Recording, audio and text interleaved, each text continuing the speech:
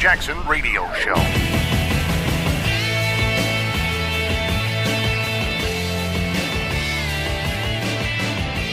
All right, everybody. Welcome back. Kevin Jackson. It's the Kevin Jackson Show. KJRadio.com. Chicago, still as deadly as ever.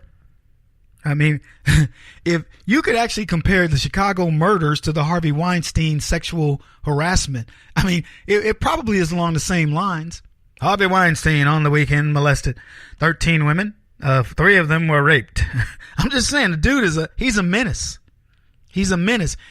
And Harvey, during party season, oh my gosh, can you imagine? Courtney Love said when Harvey would go up, don't go to the hotel with Harvey. When he said come back to the after party, yeah, you were the party. Remember those Bugs Bunny commercials where they go, the natives are having a cookout, and you'd show up and the little dude, they put him in the pot and he'd think, oh, this is a really good thing that the natives are doing for me. Then they'd start cutting in the onions and the carrots and the celery. That's what Harvey did. Harvey, he get you back to the hotel, pop open, to come out of nowhere, man.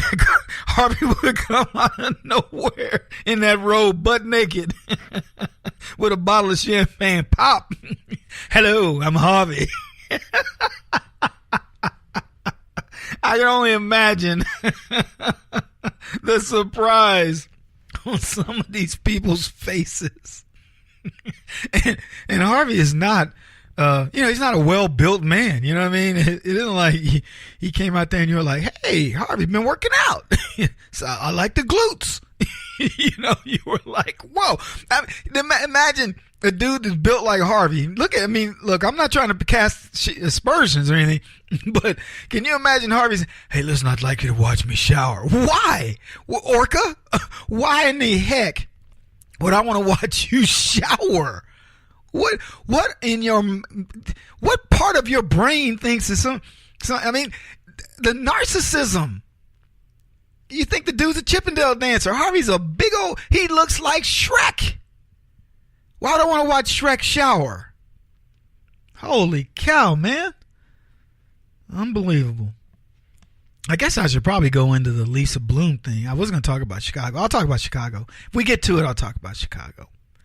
So Lisa Bloom apparently tried to pay off Rose McGowan. Because the reason why I'm bringing this up is we're talking about Harvey, and I was conjuring up the idea of watching a big, fat, Shreky looking dude shower. Look, I don't care if you're fat. I love fat. I got fat people in my family. I love them to death. My little boy, my oldest son, he was fat. When he was a kid, he was fat. He was a total little butterball. Loved him. He thinned out. Beautiful, handsome dude now. Svelte, built. All of them. But I got cousins overweight. I love them to death, man. Shoot, I got no issue. I think women look beautiful in all shapes and sizes. Seriously, I told you guys, I think Anna Nicole was amazing. She could be a size, say 6 or 8, and she could be a size 28. She kept the curves. She's dumber than a box of rocks. I get it. But I just thought from a looks perspective, you get a woman that can maintain her shape through that whole cycle. That's impressive. Not pick up the stomach and start getting the big handles and all that stuff. And again, if you're built that way, love yourself. I don't worry about Kevin Jackson. Love your doggone self. Because I promise you, I love you. I ain't trying to get with you. You know what I mean? I love you. It doesn't matter to me. We all have our preferences. They said now what they call the man body, the house husband body is in. Like women don't like the built dudes. I find that hard to believe, but supposedly that's what women say. Guys, we work hard to I know I do, keep the 6-pack and all that. Getting older too is tough to do, but they say women love the cherub. There you go. All my fat friends I used to tease in school, now they're in. I'm out and they're in. So there you go. Anyway, the question is, did Lisa Bloom, the spokesperson / attorney at some point for Harvey, approach McGowan's literary agent about getting Rose McGowan to publicly support sexual criminal Harvey Weinstein? And this story came out in the Daily Mail. It said Bloom was working for Weinstein as his rep before resigning following the scandal.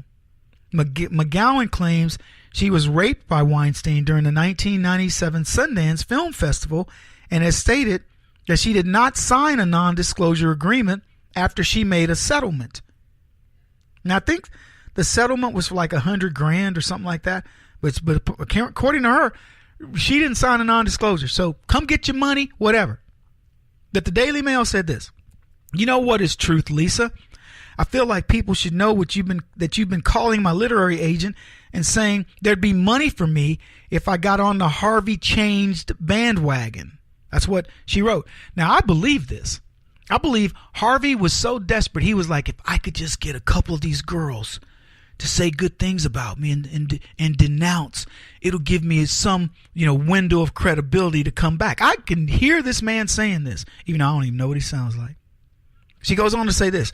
You told her that I should care about his reputation, how he has a family now, how he has changed. Well, guess what? I've always had a family, and that didn't stop him from assaulting me. Now, here's what I will say. I'll say this. Sexual assault, when I was a kid growing up, or, young adult, I always thought of it as, I thought of it as rape. And I've learned that, if it's even, with objects and things like that, they still consider that rape or what have you.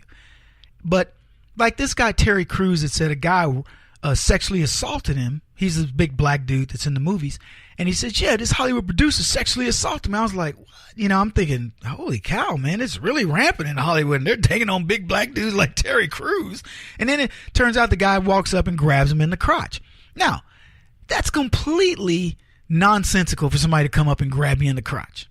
It's equivalent of somebody, in football, they slap you on the butt. Right? You get out there and go be somebody.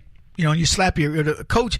I can tell you, my coaches, if they charge sexual assault for every time somebody slapped me on the butt, all my coaches would be in jail because they grab me shoulder pad, get in the game, you go run this play, Jackson, boom, slap me on the butt and go out there. And these were Marine Corps drill instructors.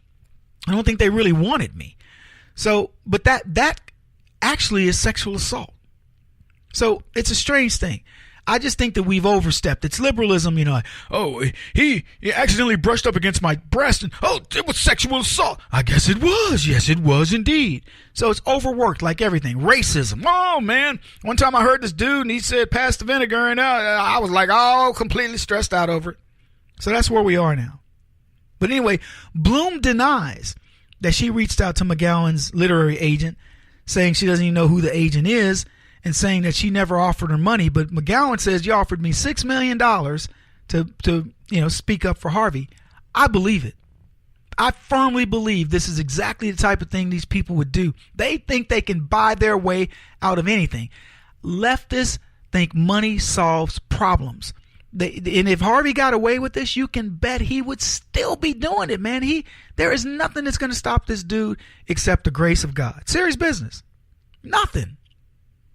Anyway, when we come back, we're going to be talking about being jailed for the most silly thing. It's a story that's been out there for a little bit, but being jailed in California for the most stupid thing I've ever heard.